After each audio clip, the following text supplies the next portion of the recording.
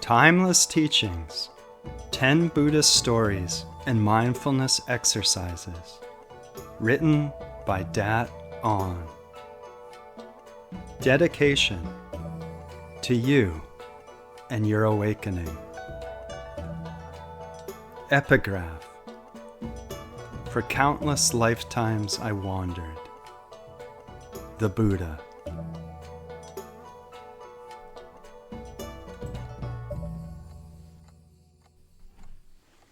Introduction. Having been exposed to Buddhism early in life, I heard many beautiful stories that stayed deep in my heart. The essence of these stories, their enlightening wisdom and heartwarming feelings, fueled my passion through the years of seeking, discovering, healing, and teaching. May sharing them here foster such fire in you on your path of self-discovery and peace.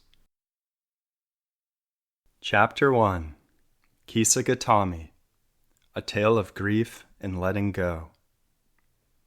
Kisagatami's story highlights the universal truth of impermanence and the transformative quality of such realization.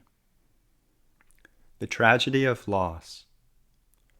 Kisagatami was a young woman who lived during the time of the Buddha.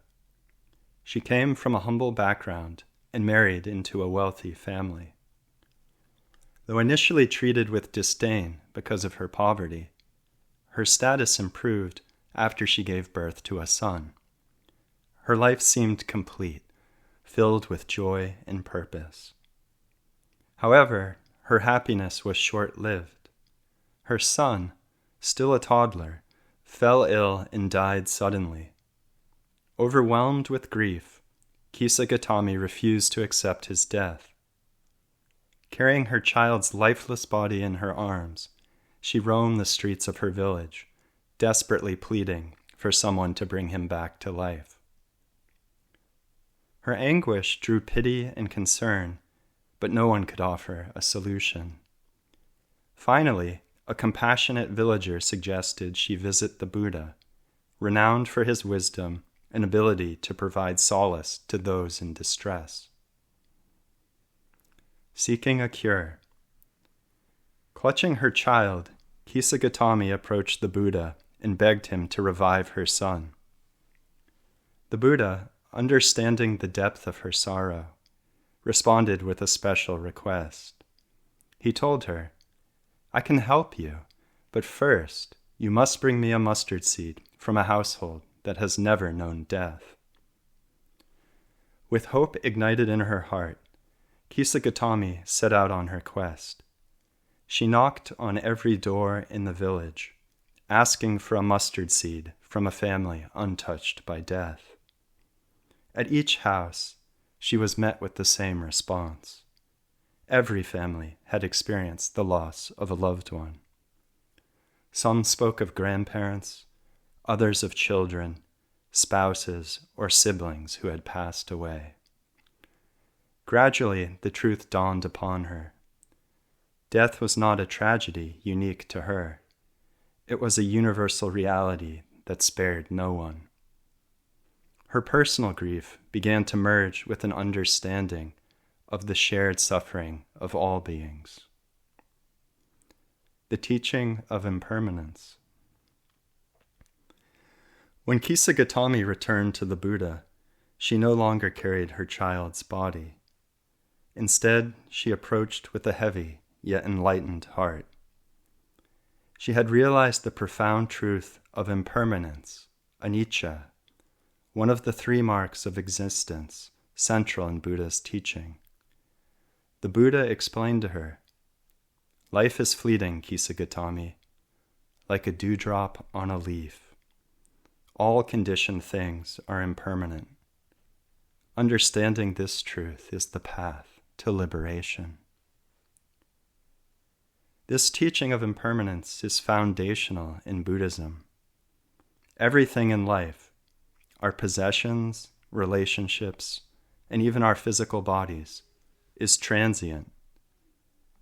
Buddha saw that nothing comes from a single cause, but rather from multiple causes, which came from yet countless causes before them.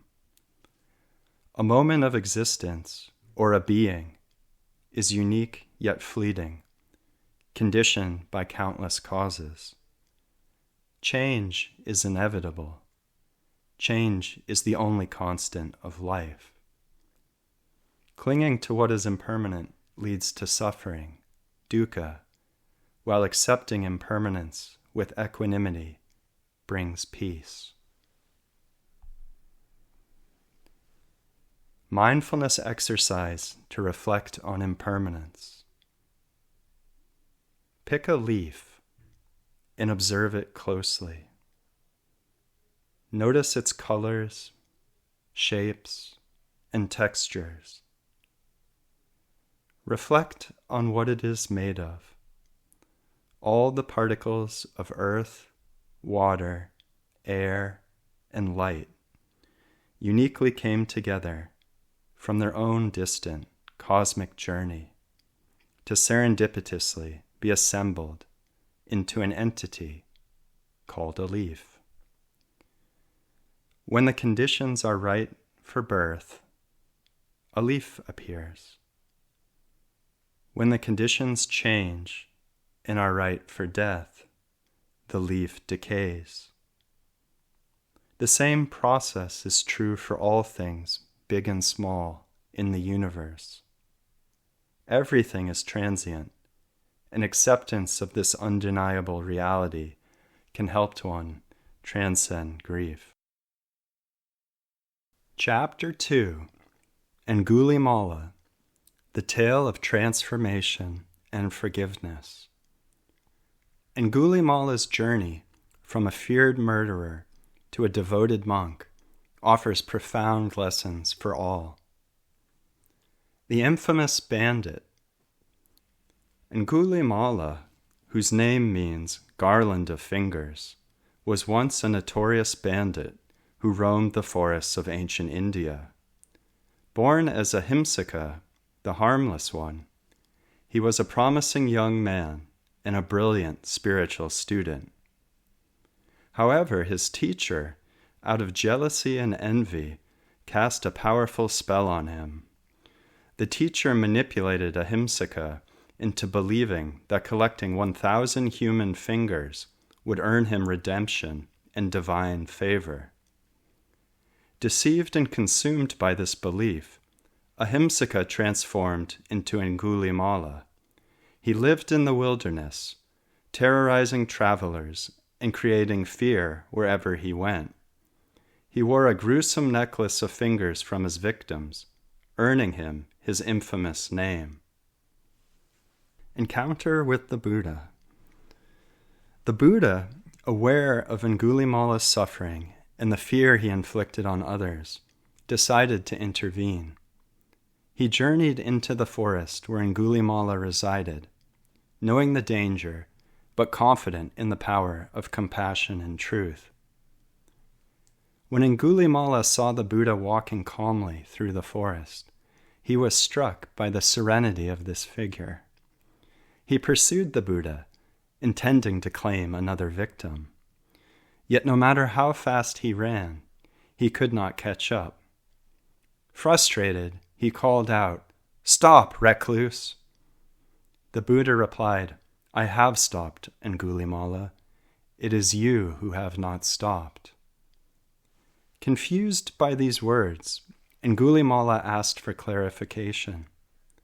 The Buddha explained, "I have stopped harming living beings, but you, Angulimala, have not stopped your violence. Cease your harmful ways, and you will find peace." The transformation. These words pierced Angulimala's heart. For the first time, he saw the futility and pain caused by his actions. Moved by the Buddha's compassion and wisdom, he renounced his violent ways.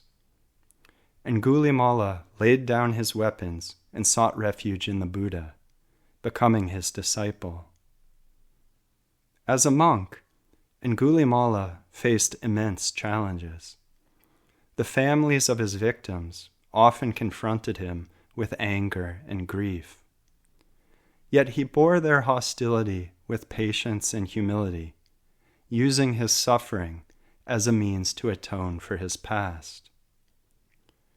Through dedication to the Buddha's teachings, Angulimala attained enlightenment, proving that even the gravest sinner could achieve redemption. Angulimala's final test. Despite his transformation, Angulimala's past continued to haunt him. One day, a group of villagers, enraged by the memory of his crimes, attacked him while he was on his alms round. They struck him with stones and sticks, leaving him severely wounded.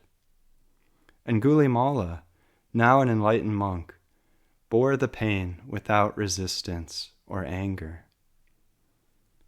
When he returned to the monastery, bloodied and injured, the Buddha remarked, "You are truly free, Angulimala, for you do not blame those who harm you.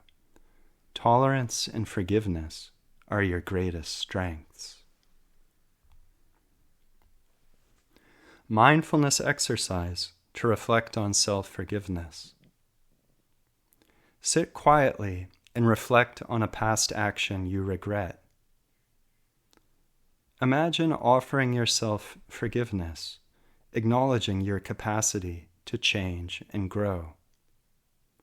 You can use the open sentence, "I completely forgive myself for," and allow your mind to fill in the rest. Repeat this as many times as you need while paying attention to your chest. You may feel heavy sensations of feelings, such as guilt, shame, and regret, slowly melting away. Stay with this practice until your body and mind are free from any traces of such tension and restlessness. When one knows the benefit of self-forgiveness, one will not resent others. Chapter 3. Nalagiri the War Elephant. The Tale of Fearlessness and Loving Kindness. The story of the war elephant is a powerful tale from Buddhist teachings that illustrates the virtues of fearlessness and loving kindness. The elephant's fury. During the Buddha's time, a powerful king named Ajatasattu ruled the region. Influenced by rivals and fearing the Buddha's growing influence, Ajatasattu sought to discredit and harm him. One day, he ordered his fiercest war elephant, Nalagiri, to be set loose in the streets to attack the Buddha as he entered the city with his disciples. Nalagiri was a fearsome beast, trained for battle and renowned for his ferocity. As the massive elephant rampaged through the streets, people fled in terror, warning the Buddha to turn back. Yet the Buddha, serene and unshaken, continued walking forward. Meeting the rampage with compassion. As Nalagiri charged toward the Buddha, the atmosphere was thick with fear. The disciples accompanying the Buddha pleaded with him to step aside, but he remained calm, his compassion unwavering. When the enraged elephant drew near, the Buddha stood still and extended his hand in a gesture of loving kindness. In that moment, something remarkable happened. The raging elephant stopped in its tracks, overwhelmed by the Buddha's aura of peace and compassion. Nalagiri's ferocity melted away, and he knelt before the Buddha, bowing his head in submission. The once feared war elephant had been transformed by the Buddha's fearless presence and loving kindness. The king's transformation. Witnessing this extraordinary event, King Ajatasattu was deeply moved. He realized the futility of his hostility and the power of the Buddha's teachings. Overcome with remorse, the king approached the Buddha, seeking forgiveness. The Buddha, embodying boundless compassion, forgave him and advised him to govern with wisdom and kindness. From that day forward, Nalagiri became a symbol of peace, and King Ajatashatru began to support the Buddha's efforts to spread his teachings of nonviolence and compassion. Mindfulness exercise to reflect on fearlessness and loving kindness. Recall a situation where you felt anger or aggression. Reflect on how responding with kindness and understanding could transform the outcome. Chapter 4. Chana, the Tale of Discrimination and Equality. The story of Chana is a profound illustration of the Buddha's teachings on equality, dignity, and the importance of transcending social hierarchies. Chana the servant. Chana was a servant in the household of Prince Siddhartha, who later became the Buddha. Born into servitude, Chana was assigned to care for Siddhartha and often accompanied him on various tasks. Despite his lowly status in the rigid caste system of ancient India, Siddhartha treated Chana with kindness and respect. When Siddhartha renounced his royal life in pursuit of enlightenment, Chana was one of the few who supported his decision. He was entrusted with Siddhartha's horse, Kantaka, and accompanied him to the edge of the forest, where Siddhartha began his journey as an ascetic. After bidding farewell, Chana returned to the palace, but he remained deeply loyal to Siddhartha. Joining the Sangha. Years later, when Siddhartha attained enlightenment and became the Buddha, he returned to his homeland to teach the Dharma. Chana, who wanted to become a monk, joined the Sangha monastic community, but was met with occasional discrimination from some novice monks. They had trouble seeing past his lowly status as a servant. The Buddha emphasized that the path to enlightenment was open to all, regardless of caste, status, or background. He reminded the disciples that Chana's worth was not determined by his past as a servant, but by his potential to transform and realize the Dharma. Now that he was allowed to be part of the well-respected Sangha, and no longer looked down upon as a worldly servant, his insecurities were soon replaced by resentment and pride. Chana would sometimes mistreat other monks to get back at them. He felt that he was special, having been so close to the Buddha. Breaking social barriers. In the Sangha, the Buddha taught, there is no high or low. All are equal, like the rivers that flow into the ocean and lose their individual names and forms. Under the Buddha's guidance, the monks learned to see Chana not as a former servant, but as a fellow seeker on the path to liberation. Over time, Chana recognized his own attachments and pride, humbling himself and dedicating himself fully to the practice. Mindfulness exercise to reflect on equality and good nature in others. Sit quietly and reflect on the ways you perceive others. Notice any judgments or biases and consciously let them go, affirming the equality of all beings. Reflect on the conditioned nature of each individual's unique situation and each person's potential for self-improvement when given the opportunity. Chapter 5. Devadatta, the Tale of Pride and Arrogance. The story of Devadatta, the Buddha's cousin, is a compelling narrative of ambition, betrayal, and the transformative power of forgiveness. Devadatta's ambition and betrayal. Devadatta was initially a respected monk in the Buddhist Sangha. However, over time, he became envious of the Buddha's influence and sought to take control of the Sangha. His ambition led him to approach the Buddha with a proposal to retire and hand over leadership to him. The Buddha, understanding Devadatta's intentions, gently declined, explaining that leadership required wisdom and compassion that Devadatta had yet to fully cultivate. Devadatta's envy turned into resentment, and he began plotting against the Buddha. He orchestrated several attempts to harm him. Releasing a drunken elephant, Devadatta convinced King Ajatashatru to release the intoxicated war elephant Nalagiri in the Buddha's path, intending to harm him. The Buddha, with unwavering calmness, radiated loving kindness, pacifying the elephant and causing it to kneel in submission.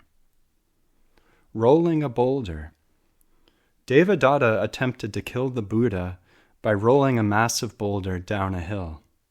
The rock shattered, and a fragment injured the Buddha's foot, causing it to bleed. Poisoning. Devadatta also attempted to poison the Buddha, but his plan failed. Schism in the Sangha.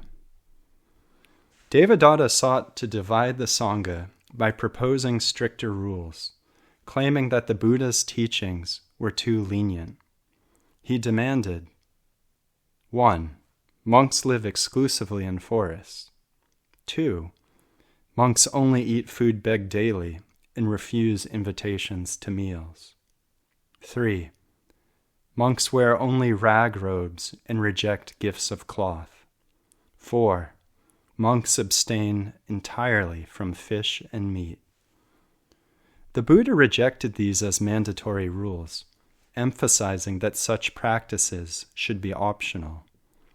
Devadatta used this as an excuse to form a breakaway group, luring some monks to follow him.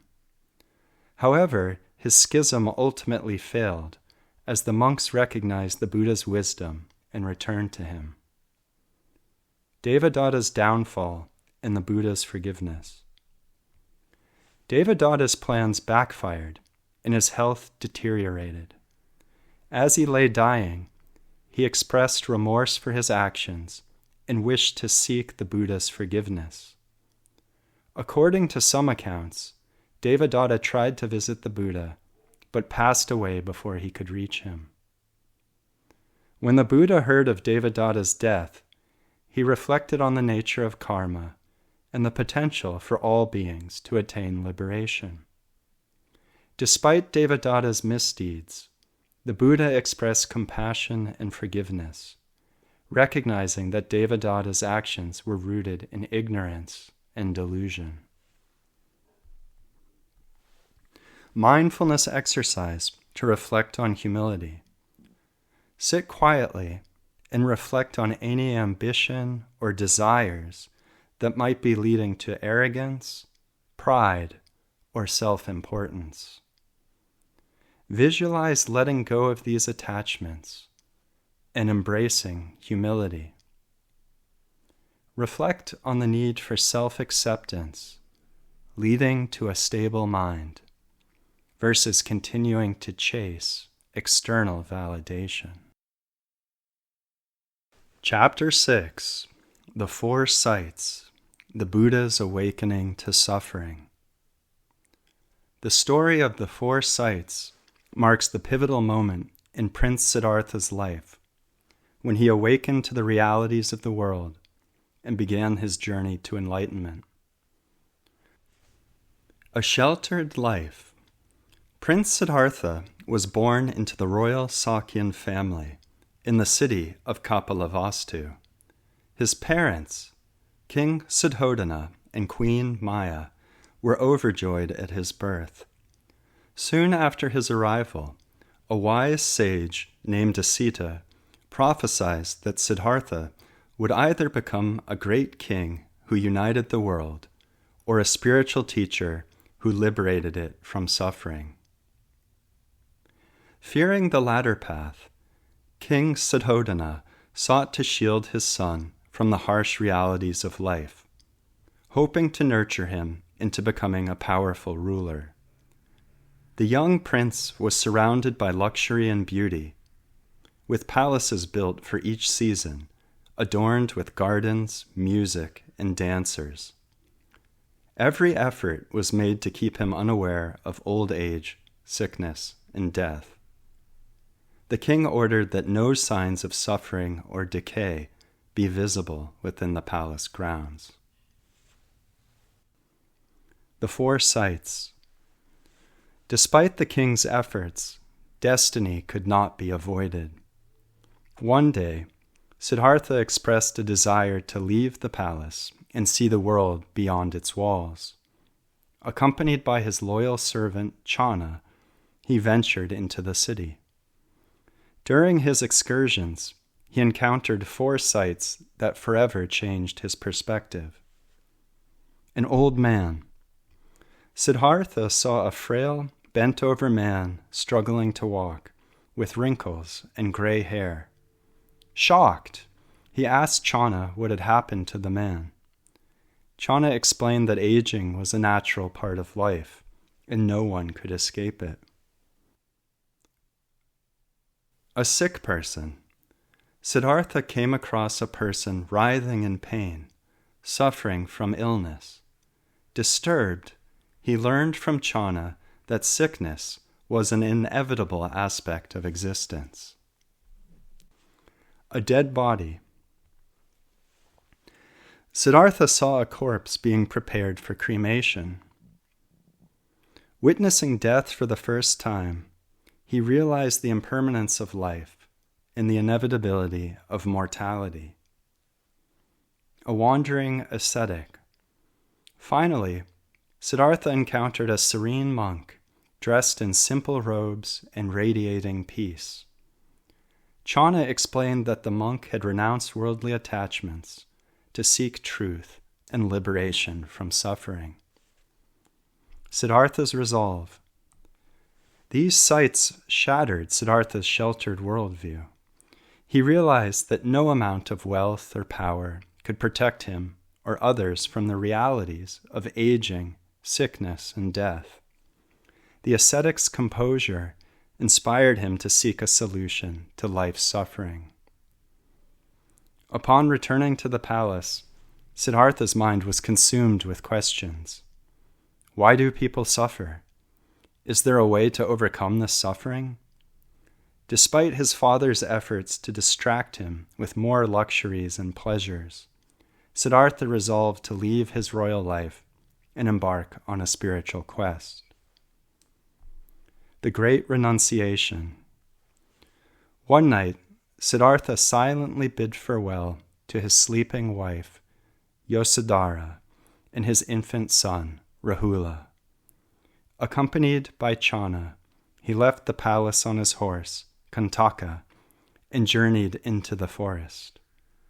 There he exchanged his royal garments for the simple robes of an ascetic and began his search for enlightenment. This act, known as the Great Renunciation, symbolized Siddhartha's commitment to finding a path to liberation for all beings. It marked the beginning of his transformation into the Buddha. Mindfulness exercise to reflect on the nature of suffering. Pain and discomfort are part of life. While we do our best to live comfortably, challenges still occur. Reflect on living in the shoes of different people and see that everyone has their own struggles and dissatisfaction. Knowing that life is suffering does not make one a pessimist, but rather a realist, allowing for deep reflection and peaceful living. Chapter 7. The Buddha's Enlightenment. The Battle Against Mara.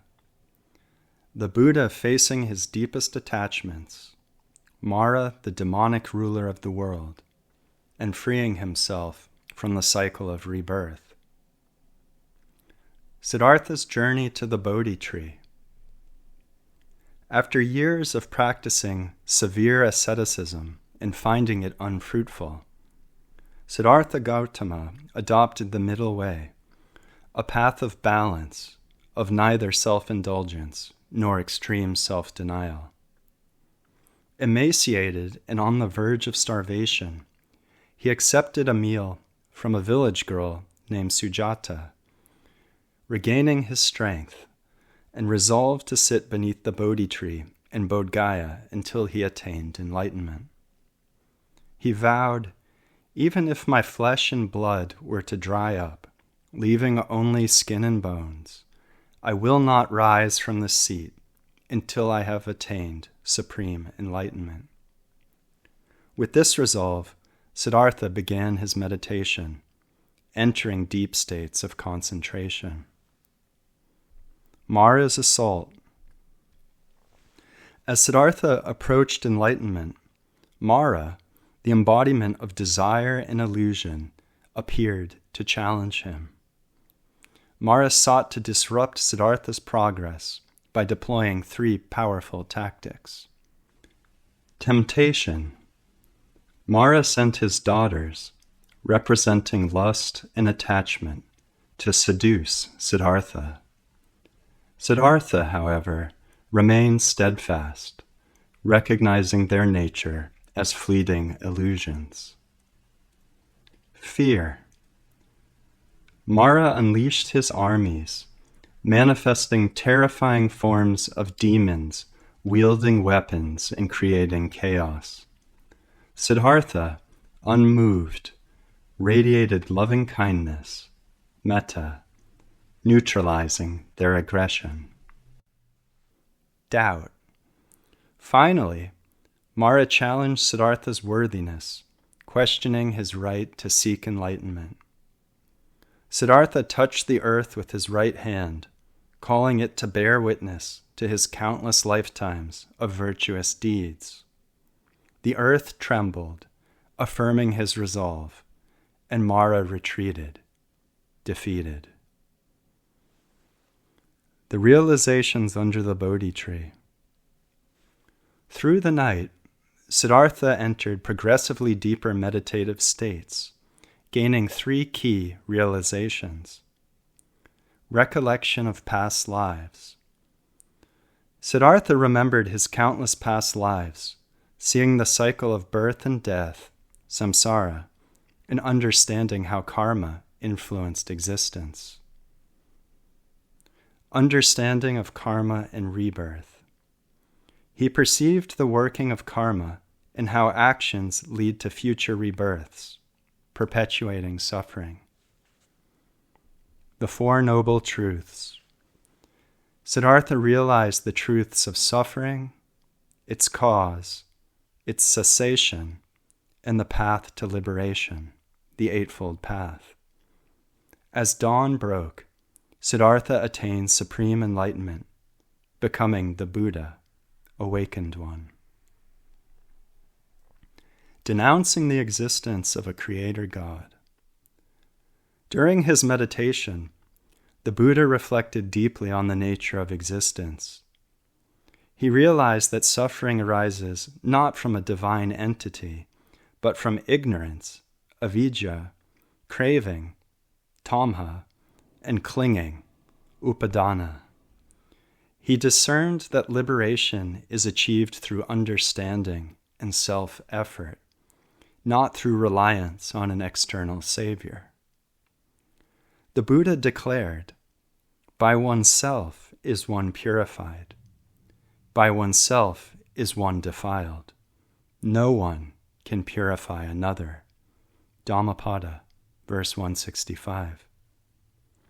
This insight rejected the idea of a creator God or external force controlling the fate of beings, emphasizing instead the individual's responsibility for their liberation through wisdom and ethical conduct.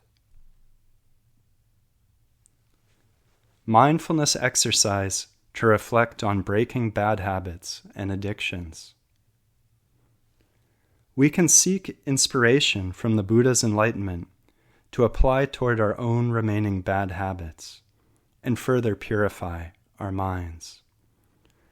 Bad habits and addictions come from wrong views towards one's sense of self and reactions to sensations.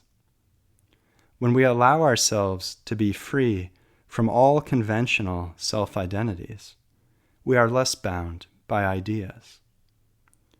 When we react less to both pleasurable and unpleasurable feelings of the body, we are less bound by sensations.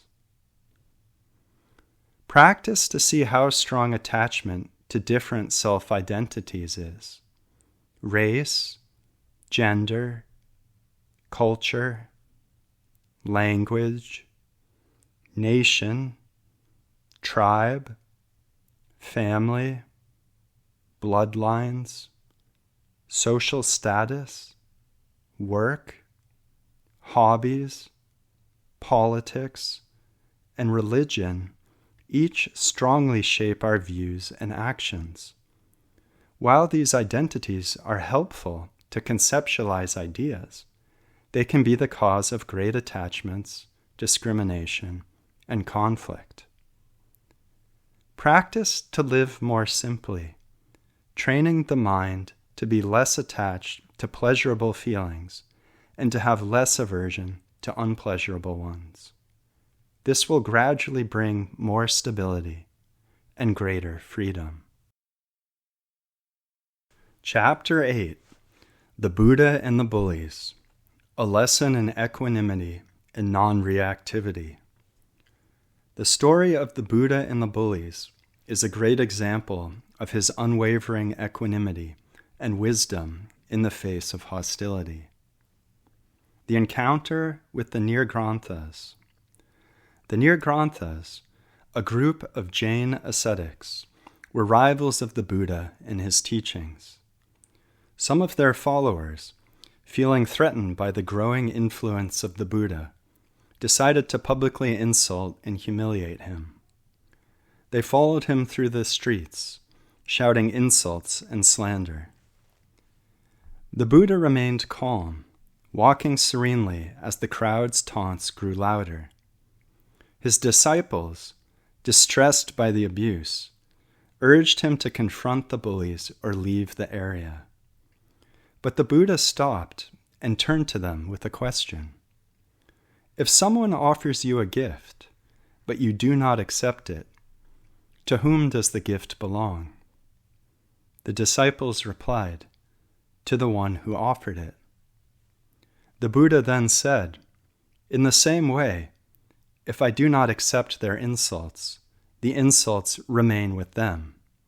Do not let it disturb your peace. The power of equanimity. The Buddha's response illustrates the principle of equanimity, upekkha, a key quality in Buddhist practice. He taught that clinging to praise or reacting to blame perpetuates suffering. By refusing to internalize the negativity of others, one can maintain inner peace and avoid the cycle of reactivity. The bullies, hearing the Buddha's words, were struck by his wisdom and serenity. Some began to question their actions, and a few even sought to understand his teachings. Mindfulness exercise to reflect on equanimity and non-reactivity. When faced with criticism or negativity, pause before reacting. Take a deep breath and ask yourself if engaging will serve your peace or perpetuate conflict. See if there's any truth in the criticism and any changes that need to be made. Other than that, choose peace and do not get influenced by praise or criticism. Chapter 9: The Poisoned Arrow. A lesson in practical wisdom.